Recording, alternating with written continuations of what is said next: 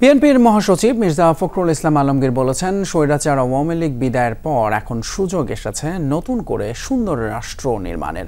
ফেব্রুয়ারির নির্বাচনের মাধ্যমে মানুষের সেই আশা পূরণ হবে। নতুন দল এনসিপির কাছে মানুষের অনেক প্রত্যাশা আছে বলে মন্তব্য করেন তিনি। বিপ্লবী ওয়ার্কার্স পার্টির প্রতিষ্ঠাবার্ষিকীর অনুষ্ঠানে এসব কথা বলেন বিএনপির এই নেতা।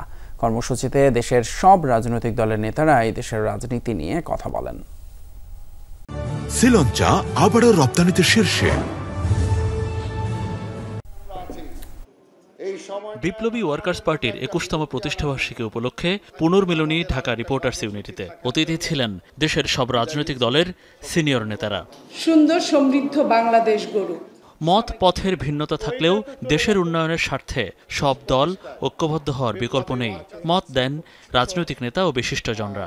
রাজনৈতিক দলগুলোকে বলতে চাই, মেহেরবানি করে রাজনৈতিক মতপার্থক্য থাকবে, আলাপ আলোচনা থাকবে, ভিন্ন মত থাকবে, বিতর্ক থাকবে, কিন্তু এটাকে বৈরিতার জায়গায় নিয়ে যাবেন না। যে ঐতিহাসিক নির্মাণে আমরা আছি, এটা কোনো একক দলের বিষয় নয়। এটা বাংলাদেশের ফ্যাসিবাদের বিরুদ্ধে যারা লড়াই করেছে সমস্ত গণতান্ত্রিক রাজনৈতিক শক্তির সম্মিলিত অংশগ্রহণের একটা নির্মাণ। আমরা নাগরিকরা যদি সক্রিয় সোচ্চার, আমরা যদি আমাদের করণীয় না করি, অতন্দ্র প্রহরীর ভূমিকা পালন না করি, তাহলে আবারও সেটাই হবে। এই জুলাই সনদকে সুরক্ষা করার জন্য আগামীতে গণপরিষদ এবং একই সাথে গণভোটের কোনো বিকল্প নাই। মানুষকে জিজ্ঞেস করবেন, সাধারণ মানুষকে জিজ্ঞেস করবেন, রাজনীতিবিদ শব্দটা শুনবার সাথে সাথে আপনার মনে কি ভেসে আসে, কোন কোন শব্দগুলো ভেসে আসে। বিএনপি নেতারা বলেন, ৫ আগস্টের আগে থেকেই ঐক্যমত্যের জাতীয় সরকার তাদের পরিকল্পনায় ছিল। সংস্কার করতে গিয়ে যেন দলগুলোর মধ্যে সম্পর্ক খারাপ না হয় তার উপর গুরুত্ব দেন তারা। আমরা একটা ফর্মুলাও দিয়েছি যে আগামী দিনে নির্বাচনের পরে যে সরকার হবে সেটা বিএনপির একার সরকার হবে না, এটা জাতীয় সরকার হবে।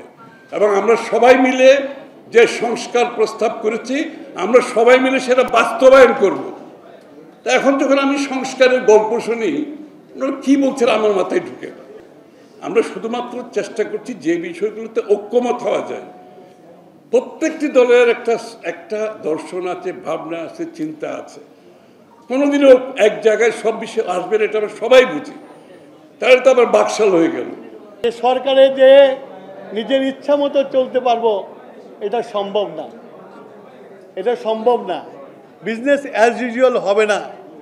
সবাইকে অনবোর্ড করে দেশ চালাতে হবে, তাহলেই দেশ চলবে। নাহলে আবার এদেশে আরেকটা ক্রান্তি লগ্নের মধ্যে পড়ে যাবে।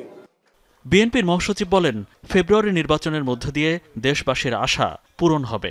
আশ্বস্ত হচ্ছি যে সামনে ফেব্রুয়ারি মাসে একটা নির্বাচন হবে। তার মাধ্যমে আমাদের কিছুটা হলেও আমরা আমাদের সেই আশাগুলো পূরণ করার একটা সুযোগ তৈরি হবে। আজকে এই অভ্যুত্থানের মধ্য দিয়ে একটা সুযোগ সৃষ্টি হয়েছে। যারা প্রাণ দিয়েছি, যারা আহত হয়েছি, সবাই মিলে আমরা অন্তত একটা গণতান্ত্রিক রাষ্ট্র ব্যবস্থা আমরা নির্মাণ করতে চাই। বক্তারা বলেন, শুধু রাজনৈতিক দলের মতের ভিত্তিতে সংস্কার নয়, বরং কৃষক, শ্রমিক সহ অভ্যুত্থানের সকল অংশীজনদের মতামতের ভিত্তিতে সিদ্ধান্ত নিতে হবে। মনিরুল ইসলাম, যমুনা নিউজ, ঢাকা।